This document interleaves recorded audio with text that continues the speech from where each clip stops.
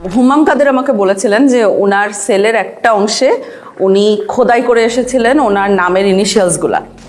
Medical সেলের ভিতরে ঢুকলে আপনি যদি ঘুরে যান, দরজা ফেস করেন, বাম পাশের কর্নার মাঝামাঝি জায়গাটার মধ্যে একদম কোনায় একটা ডেট লেখা আছে আর আমার ইনিশিয়ালস লেখা আছে, HQC লেখা আছে এবং ডেট লেখা আছে যেদিন আমাকে গুম করা হয়।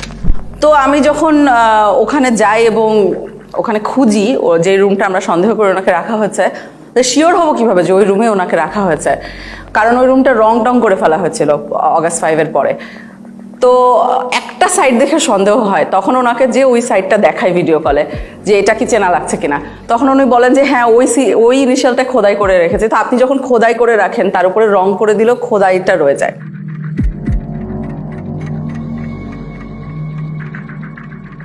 বিগত সময়ে যেটা 2009 থেকে 2024-এর 5ই অগস্ট পর্যন্ত আওয়ামী লীগ শাসন আমলে যেটা হয়েছে, আমরা দেখেছি তারা সবসময় একটা বয়ান দিত যে বাংলাদেশে কখনোই গুম হয় নাই।